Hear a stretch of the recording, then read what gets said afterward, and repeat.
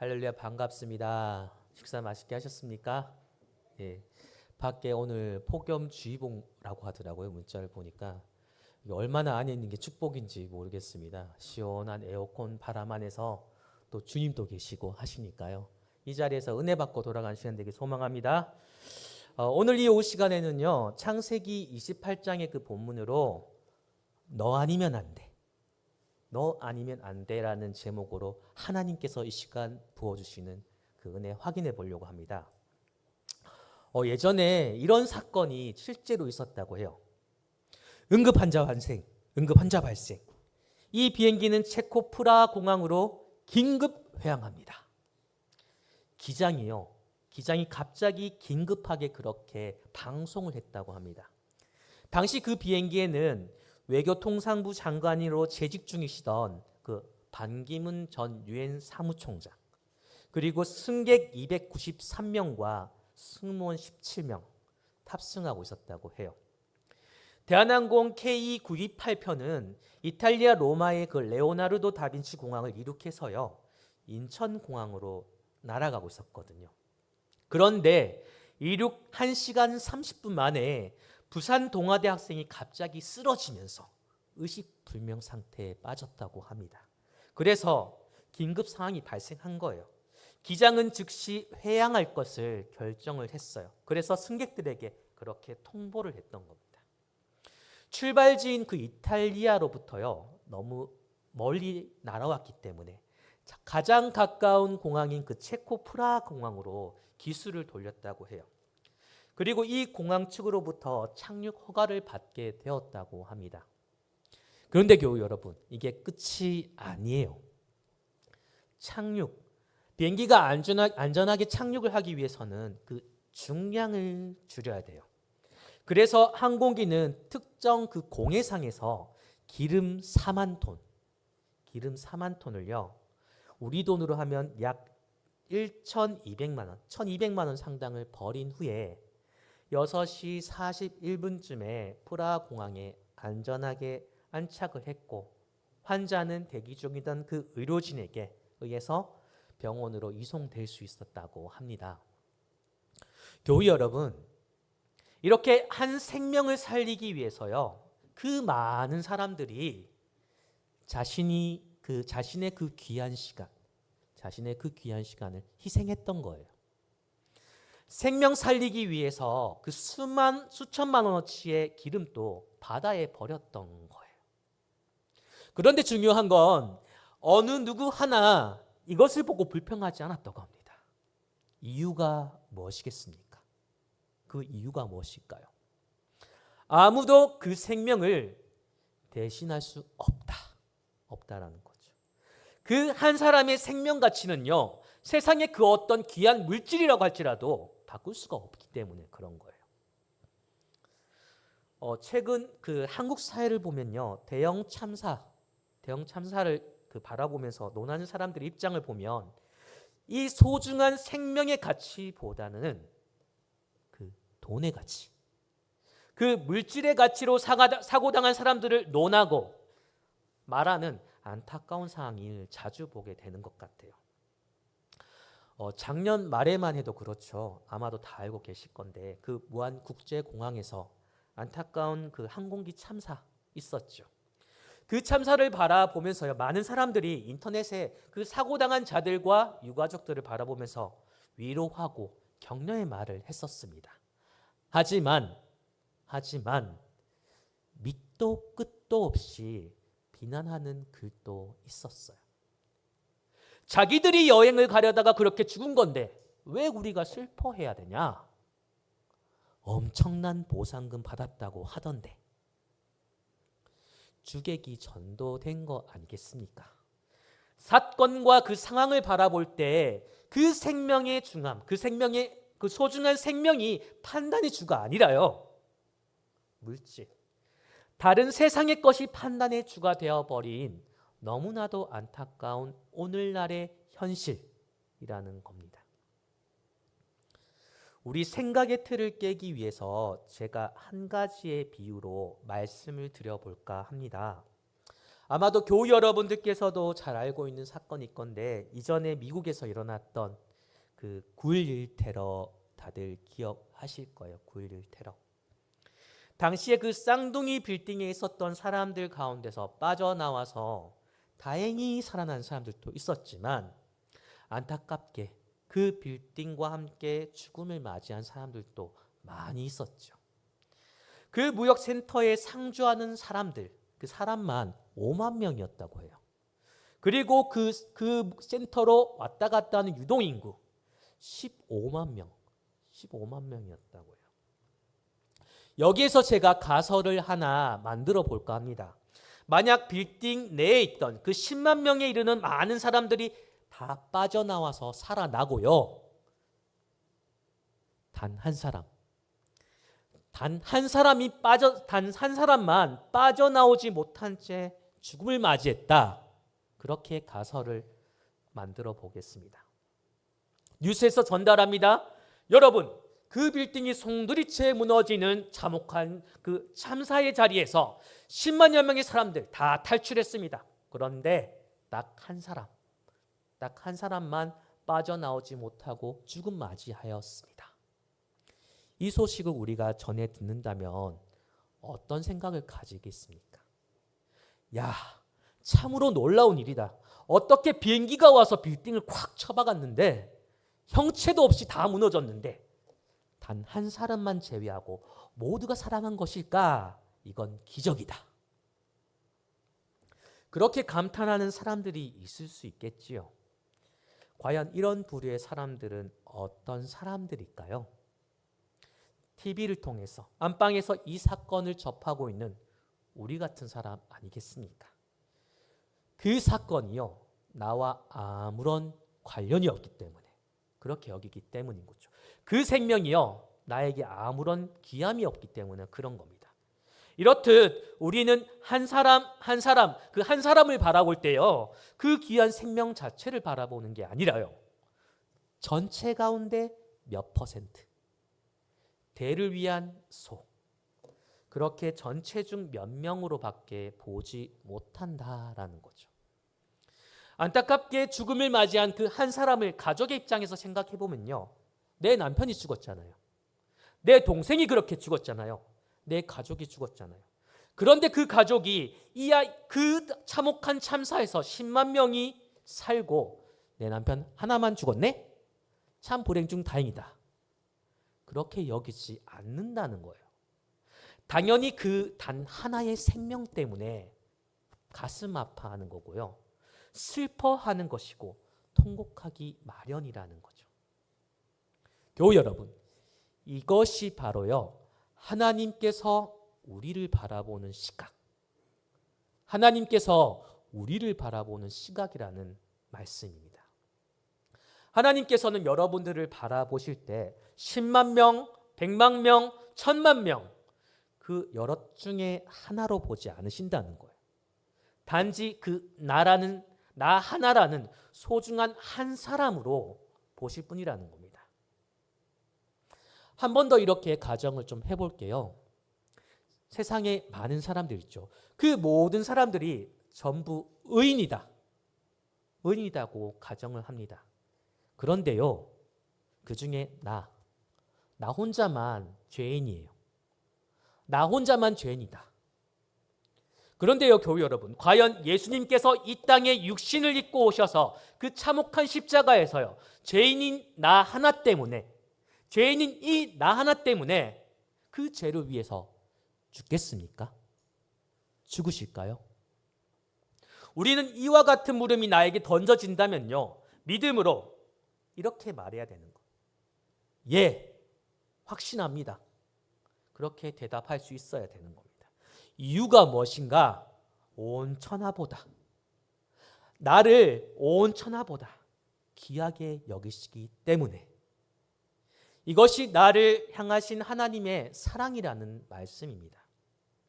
그러므로 내가 지금 어떠한 상황에 서 있든지 어떠한 상황 가운데 처하여 있든지 나를 사랑하시고 나라는 그 존재를 소중히 여기시는 그분을 향한 믿음을 놓지 않고 바라볼 수 있는 저와 여러분이 되어야 될 줄로 믿습니다.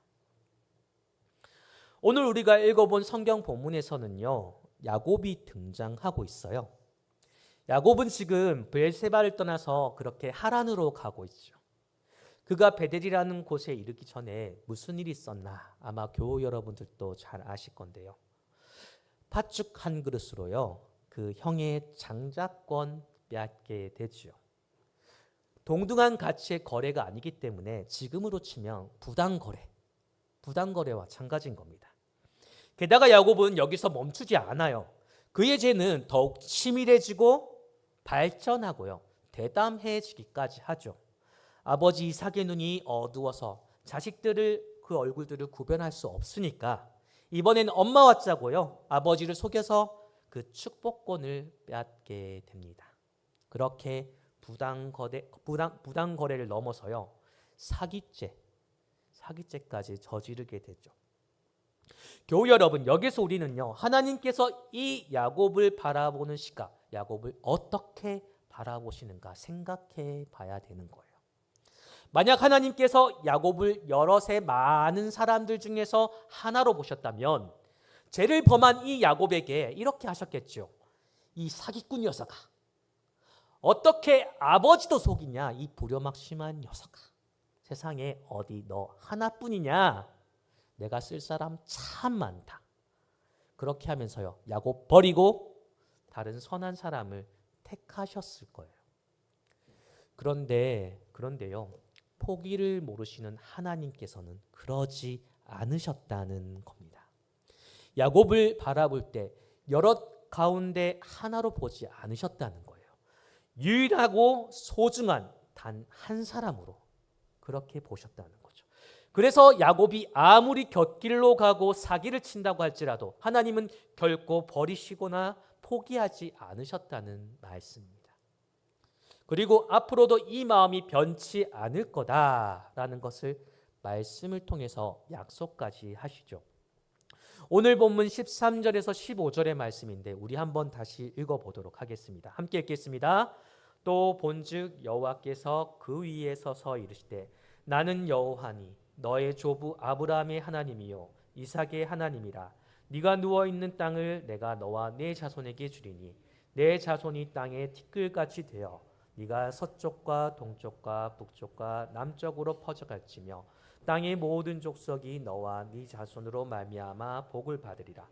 내가 너와 함께 있어 네가 어디로 가든지 너를 지키며 너를 이끌어 이 땅으로 돌아오게 할지라. 네가 내게 허락한 것을 다 이루기까지 너를 떠나지 아니하리라 하시니라. 아멘. 교회 여러분, 하나님께서는요, 야곱이 어떠한 죄 가운데 있던지 상관없이요, 또 그의 죄가 더욱 치밀해지고 명확해질지라도 그럼에도 불구하고 하나님께서는 포기하지 아니하시고 이 야곱이라는 한 영혼을 천하보다 귀하게 여기셨다는 말씀입니다. 이것은요, 단지 야곱이 아니라 이 예배로 함께하고 있는 우리 또한 마찬가지예요. 살다 보면 우리에게 정말 허다하게 많은 일들이 일어나지 않습니까? 그 가운데는요, 좋은 일, 기쁜 일도 많지만 내가 의도하든 의도치 아니하든 죄악 가운데 머물 때도 있다는 것이에요. 세상이 그러한 나를 멸시하고 차별하고 손가락질할지라도요, 죄악 가운데 속하였던 그 야곱을 포기하지 않았던 하나님께서는요, 이 죄 많고 비루한 나를 포기하지 않으신다는 말씀입니다. 그 이유가 무엇이겠습니까? 여전히 우리를 사랑하기 때문에. 너무나 우리를 사랑하셔서요, 죄 많은 이 나를 위해서 독생자 그 예수의 핏값을 내시면서까지 그렇게 우리를 죄악에서 건져주셨다는 거예요.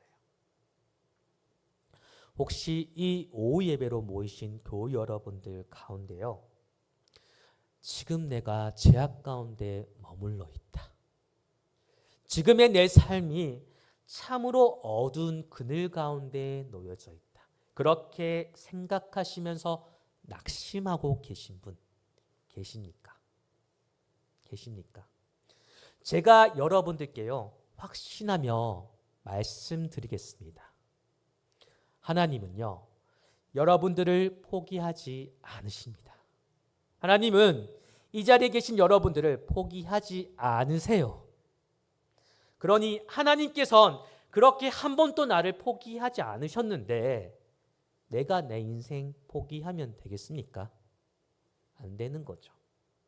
그래서 우리는 주어진 환난이 나를 낙심케 할 때 그 믿음으로 그것을 이겨놓고서 주님께로 돌아가면 되는 겁니다. 지금 있는 모습 그대로 그렇게 주님께로 돌아가면 되는 거예요. 그렇게 우리가 믿음으로 행할 때에요, 짙떠난 탕자를 기뻐 맞이해 주셨던 아버지처럼 우리를 주님께서는 기뻐 맞아주실 거고요. 죄악을 뒤집어 쓴 내 모습을 바라보시면서 그리스도의 그 보혈로 깨끗하게 씻겨주실 겁니다. 하오니 하나님을 소중히 여기시는 나를, 하나님께서 소중히 여기시는 나를 함부로 대하지 마시고요, 나를 소중히 여겨볼 수 있는 저와 여러분이 되시길 소망합니다. 오늘 본문 13절의 말씀을 보면요, 하나님은 야곱을 찾아오시는데 그냥 찾아오시지 않으셔요. 이름 가지고 그렇게 찾아오고 계시죠.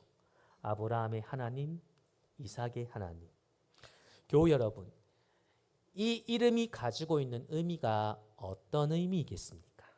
아브라함의 하나님, 이것이 어떤 하나님이냐라는 거죠. 하나님께서 아브라함을 칭할 때 어떻게 말하십니까? 믿음의 조상이라고 부르셨죠. 그러면 이 아브라함은요, 그 믿음의 조상에 걸맞게, 그의 삶 전부를 들여서 그렇게 하나님께 성실하게 하나님의 약속 기다렸을까요? 기다렸겠습니까? 아니지요. 종 엘리에셀, 그를 양자로 삼아서요, 하나님의 약속 충족시키려는 그 인간적인 못된 머리를 씁니다. 첩 하갈을 통해서요, 이스마엘을 낳아놓고 이것이 하나님께서 내게 약속해 주신 축복입니다. 그렇게 헛소리도 해요. 그러니까 여러분들, 중요한 것은요, 인간의 그 판단과 계획이 아니라는 거예요. 바로 하나님의 태도라는 거예요. 이런 아브라함을 보시고도 하나님께서는요, 아브라함을 떠나거나 버리시지 않으셨어요. 그럼에도 하나님은 아브라함을 끝까지 사랑하셨다는 거죠. 죄악된 그 아브라함을 보았지만 하나님께서는 그 가지고 있는 태도, 그를 향한 그 태도를 바꾸지 않으셨다는 말씀입니다. 그분의 그 변함없는 태도는 마침내 그 사라의 몸을 통해서 약속된 아들 이삭을 낳아서 아브라함 품에 안겨주시고야 마셨던 거죠. 이것이 바로 아브라함의 하나님, 이것이 바로 아브라함의 하나님이라는 거죠. 무엇이라고요? 우리를 포기하지 않으시고 우리가 어떠한 방향으로 나아가든 상관없이 끝끝내 우리를 통해 당신의 뜻 이루고야 마시는 하나님, 그분이 바로 아브라함의 언약의 하나님이라는 말씀입니다. 그 대단하신 하나님을 믿음으로 신뢰할 수 있는 저와 여러분이 되길 소망합니다. 15절의 말씀을 다시 한번 보도록 하겠습니다. 함께 읽겠습니다. 내가 너와 함께 있어 내가 어디로 가든지 너를 지키며 너를 이끌어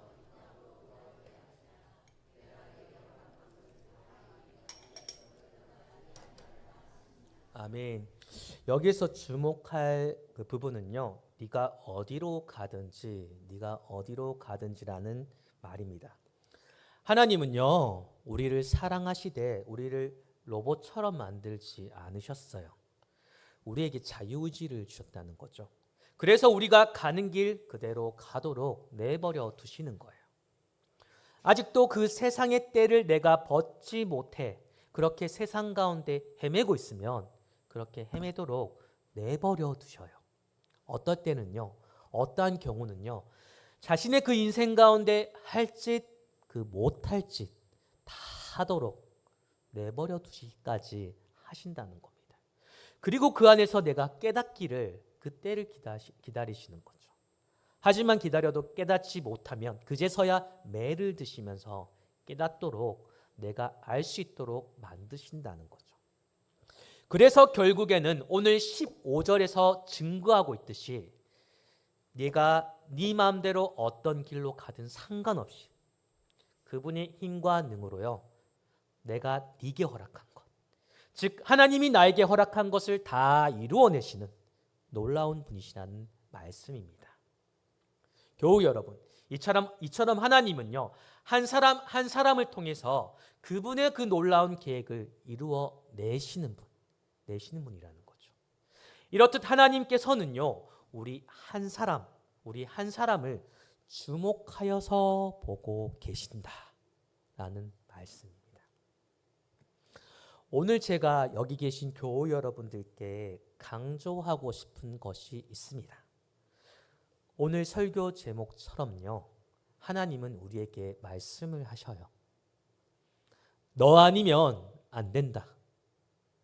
너 아니면 안 된다. 나는 결코 너를 포기하지 않는다. 하나님이 귀히 여기시는 이 나 자신을 소중히 여기는 것 참 중요하죠. 그와 더불어서요, 특별히 우리는 옆에 있는 그 성도들을 바라보면서 이와 같은 마음들을 가져야 되는 거예요. 다른 누구보다 대신할 수 없는 소중한 존재.